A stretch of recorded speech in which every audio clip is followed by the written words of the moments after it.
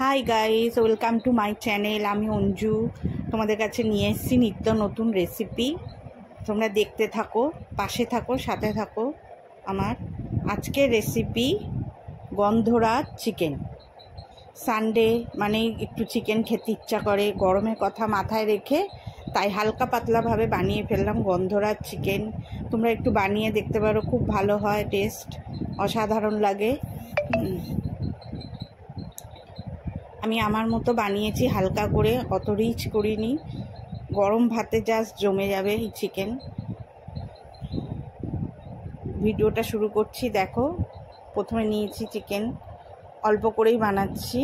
তারপরে নিয়েছি পেঁয়াজ, টমেটো, আদা রসুন বাটা, কাঁচা লঙ্কা, লেবুর রস, গন্ধরাজ লেবুর রস এটা।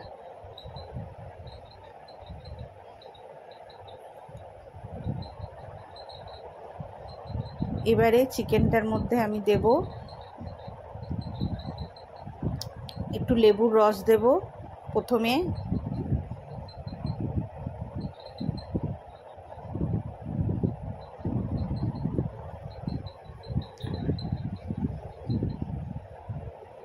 কাঁচা লঙ্কা বাটা, আদা রসুন বাটা,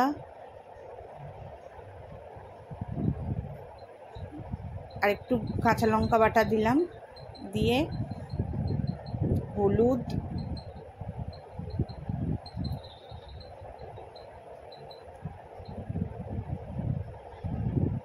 নুন,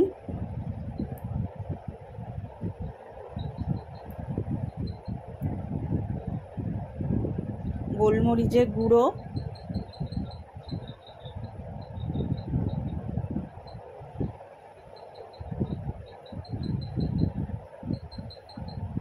সব দিয়ে এবার একটু দেব টক দই,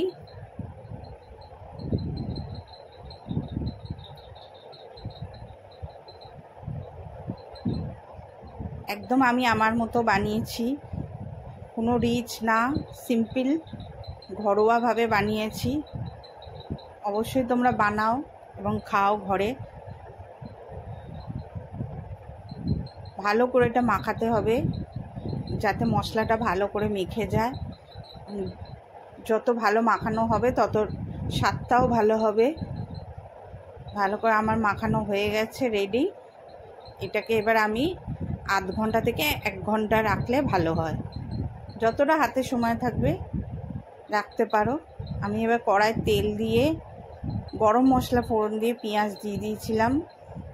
পেঁয়াজটা ভাজা ভাজা হয়ে এবারে টমেটো দিলাম, তাতে একটু ভাজা ভাজা হবে।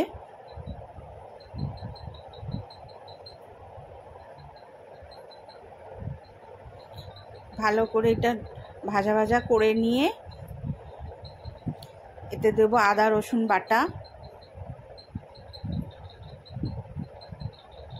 মশলাটা ভালো করে কষাতে হবে, নাহলে আদা রসুনের গন্ধটা বেরাবে, কাঁচা গন্ধ, ভালো লাগবে না খেতে।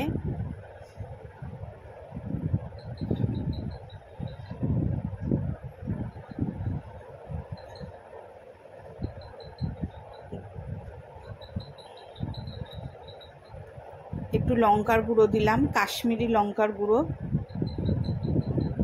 তারপরে ভালো করে এটা নেড়ে নিয়ে ভালো করে কষাতে হবে। টমেটো থেকে একটু জল বেরিয়ে গেলে এটা কষা কষা হয়ে যাবে।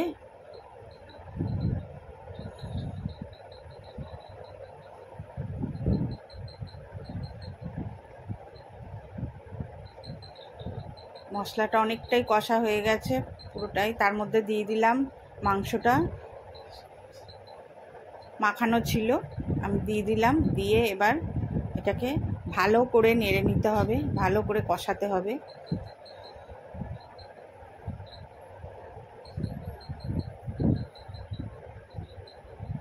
সবাই পারো করতে, জানি, কিন্তু তাও আমি আমার মতো করে করছি, তোমরা দেখো এবং একবার হলেও এরম বানিয়ে খেও। মাংস তো আমরা খাই, কিন্তু নিত্য নতুনভাবে খেলে ভালো লাগবে, মুখের স্বাদ বাড়বে। এরপর দিয়ে দিলাম একটু গরম জল।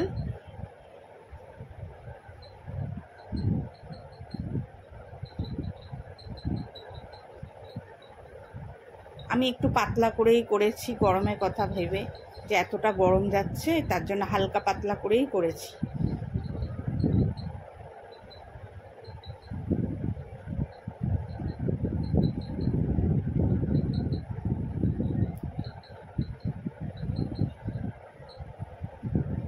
গরম ভাতে এটা জাস্ট জমে যাবে।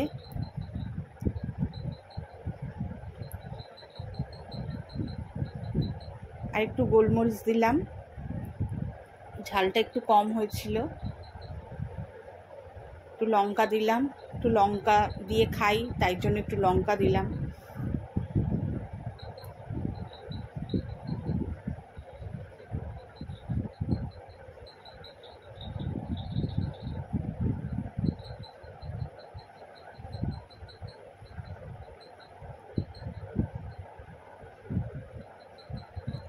এখন আমি গ্রেট করা লেবুর যে গায়ের খোসার অংশটা, সেটা গ্রেট করে রেখে দিয়েছিলাম, সেটা দিলাম, যাতে না সাদা অংশ যাতে না বেরিয়ে যায়। গ্রেট করা খোসাটা অল্প করে আমি দিলাম এর মধ্যে। এবার ঢাকা দিয়ে দিলাম যাতে ফ্লেভারটা ওতে ঢুকে যায়। এবার হয়ে গেছে রেডি আমাদের গন্ধরাজ চিকেন।